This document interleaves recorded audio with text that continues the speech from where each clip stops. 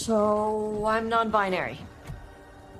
Who the fuck starts a conversation like that? I just sat down. All right, let's talk about it. Because unless you've been living under a rock, I'm pretty sure you've heard about Dragon Age the Veilguard. You know, the once beloved franchise of Dragon Age, with Dragon Age Origins and Dragon Age 2 and Inquisition all receiving max acclaim from fans and critics alike. It's a franchise that is one of BioWare's babies. It's up there with Mass Effect and KOTOR for them. So to say people were looking forward to the next Dragon Age was an understatement. We thought this game was going to be great. We thought there was going to be some good things in it. Until we had the whistleblower who went to aka Nure, and started telling her everything that was going on with the video game and the things that were going to be in store when we got it. And when that first trailer came out, everyone, and I mean everyone, was like, yo, this looks like hot garbage. What is this Fortnite-ification of Dragon Age? These characters look goofy. What are we doing here? And then we got the leaks about everybody's favorite character, Tosh. Miss doesn't know who they are themselves and loves to aggressively get on people and meow in their ear. Quick, think about us having sex. So now we need to figure out if it's cash lock or Tom lock. Yeah, I was cringing too, bro. It's ridiculous. The entire game was an HR simulator, and they completely threw away everything that made the game successful, all because the game's director, Corin Bush, who you see here in 2020 and in 2021, do with that information as you will, decided they wanted to put their own personal life experiences into the game instead of acknowledging the lore that was already built into the Dragon Age franchise. And to say that the game flopped, well, even though you had the usual industry shield out there promoting the game, saying it was a 9 out of 10, a return to form, as everybody kept saying. You even had Jason Schreier over there trying to own the chud, saying, go broke, go top of the charts. And then once he realized everybody was crapping on the game and it was bad, he went and hid behind a protected account and ran over the blue sky like a little old bitch. So yeah, the game didn't do that well. These are the numbers that the game had on November 3rd, 2024. Do you want to know what games were beating Dragon Age the Veilguard when the game came out? We have Stardew Valley, which absolutely destroyed Dragon Age the Veilguard. And the game that it was inevitably going to be compared to, Baldur's Gate 3, was whooping its ass the entire week that the game was released. They just released their final patch for the game and decided, hey, we're just gonna cut losses and just forget about this entire game. Even Corin Bush jumped ship from BioWare because they knew that they were in charge of a complete and utter flop. BioWare Edmonton hasn't had any job postings since the game release, and EA stock plummeted once it was revealed the sales numbers for Dragon Age the Veilguard were not even over 1.5 million. And the drop of EA stock cost EA $6 billion, okay? It wasn't just Dragon Age. They had a FC club or like a FIFA kind of game that they released that flopped as well. But $6 billion in losses just from the stock drop alone. Safe to say,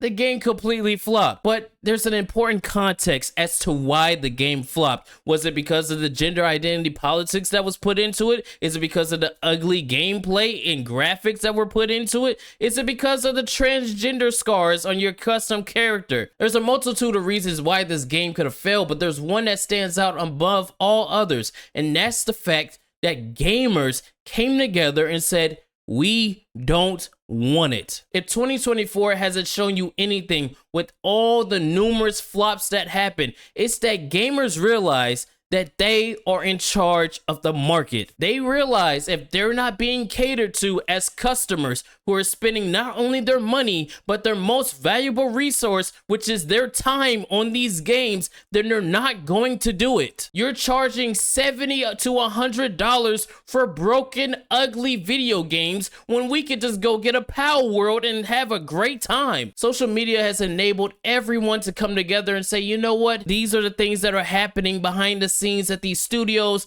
This is what they think about you. This is what they're doing to your favorite game franchises. And people pick up on that. Word of mouth is a real thing, okay? If a hardcore gamer goes, hey, you probably shouldn't play that game because of this, that, and the third, go play another one, a casual gamer will listen to the hardcore one because they're the ones that know about it. And then the casual gamer goes to the other casual gamer and they go, hey, don't buy this, don't buy that, and then you get flops. And then you have the viral moments of video games that have been happening all year, when you have Tosh coming out saying she's non-binary and motherfuckers pulling a barf doing physical exercises because they misgendered someone. Of course that's gonna go viral, and of course the normie audience is gonna see that and go, I don't want to buy it. If they say I'm not gonna put my money here, I'll put it somewhere else, that hurts a company. And whether you like it or not, these companies for the most part aren't in it for the enjoyment of video games and great video games. They're in it for the money. So when you hit them in the money, they go, oh, wait a minute. We need to learn from this. We need to do something different. Why do you think they're drawing back on the next Mass Effect game with all the DEI and wokeness that they're putting into it? Because they know that doesn't sell. They've seen it multiple times, and just recently with Dragon Age Failguard. I know there's going to be people like, oh, you're celebrating the loss of people's jobs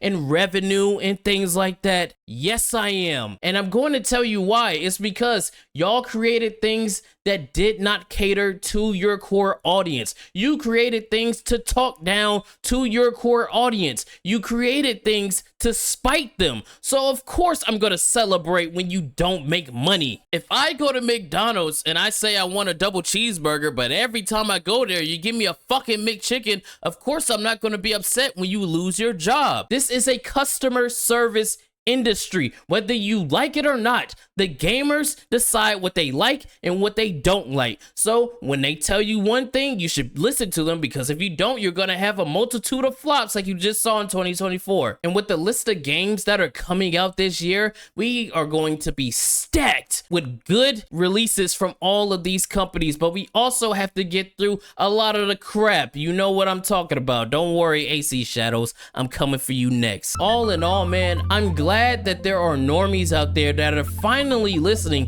to the hardcore gamers and realizing that the things you're spending your money on just aren't worth it. They're talking about making games more than $70. They're saying when GTA comes out at a $100 price point, all the other games should be like that. Like, my nigga in Christ, you're already not selling games right now at 70. What makes you think they're gonna sell at 100? And again, the gamer is going to say, you know what? We don't want to buy it. We're just either gonna pirate it or we're gonna buy another game. And then the companies, after a couple of years of flops, are gonna realize, oh, maybe the customer is right in this department, because if they don't spend their money, we don't have a job. It's crazy that it even has to get to that point of saying we're not going to pay you if you don't do what we want. But it has to, because they don't know anything else. I just wanted to make a little short video on this because watching Dragon Age go down, it kind of sucked, because I like Dragon Age 2 and Origins. Inquisition, not so much, but BioWare used to be the top of the game with RPGs. KOTOR is one of my favorite games of all time, and of course, you already know I love Mass Effect. Report to the ship as soon as possible. We're bang, okay? So to see them go down like this, it really does suck. But at the end of the day, we have nobody to blame but them. They chased out people that used to work at BioWare because they were changing the way that they were making games. So of course it was going to be crap after crap after crap. It's a repeating pattern that if any other company did it, they would have been shut their doors. So no, I'm not going to be sad when eventually it comes out that BioWare has to close shop. Hopefully we get more people that make video games that are for the gamers, like Exodus. I think that game is going to be fantastic, and it's being made by former developers for BioWare. Look out for that. Yeah, there's people that say I don't like to be positive. There's a lot of games I'm looking forward to. Matter of fact, I'll make a video in a little bit about the games that I'm looking forward to this year. I know you're not going to watch it, but don't say I don't do anything positive. Y'all let me know what you think down below. If you agree, if you disagree, and you like Dragon Age, the HR simulator, let me know and we can go back and forth. The same way Tosh is trying to go back and forth with their gender. Boy, that escalated quickly. That's a little much. But as always, hey, y'all be easy. I'll see you on the next one, man.